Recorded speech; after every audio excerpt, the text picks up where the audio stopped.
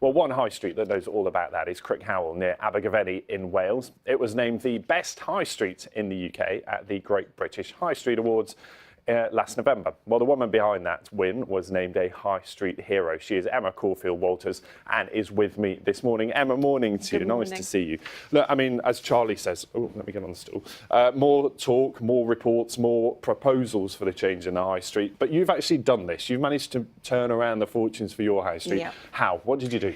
It's very much down to the community. So we have a small community in Crickhowell, but we're very much working together. So we've got residents, we've got people who work in the town, community groups, and even the visitors who love the town, all working together to try and make sure that our high street thrives. It's really important to them that it thrives, but also that it's sustainable. So we're looking at least 10 years into the future to try and figure out what the problems are now that we can try and work out.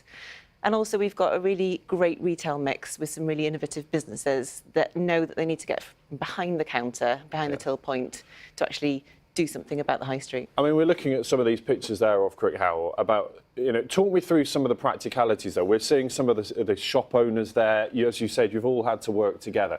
But what practically can you do? We developed the Totally Locally town kit. That's a free kit for towns to use after I went to a conference in Halifax. And so we decided to develop that, create some social media, and one of the key messages is a £5 message where you get everybody within the community to spend £5, and in Crickhowell it was worth 1.63 million to the local economy. Wow. So we communicated that, and I think that's the main thing, is making sure the messages are getting through to your local community, and then it just spread. So we were talking to a lot of people about, not instead of the whole shop, but as part of the shop on the week. So going to the supermarket like everybody does, but instead of buying their chicken in Tesco's or wherever, they buy it in the butcher's. And it's a little change that can make a big difference. Huge. One of the things though there, we talked about business rates. Yes. So online firms managed to circumnavigate some of those big taxes. They managed to pay much less than high street firms that really feel that. Without that change, can we really be talking about a change in how high streets work? I think it's part of the solution.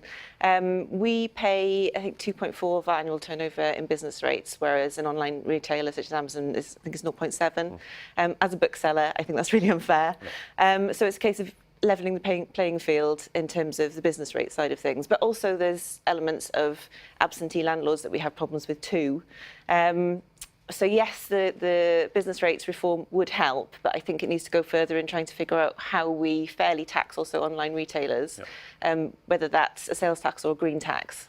And there was a proposal this week as well, wasn't there, about making town centres have more office space. We know a lot of it's now been given to residential, but office space, because that puts workers there during the day, doesn't it? And if workers are there, they need cafes, they need shops, they need restaurants, they need bars.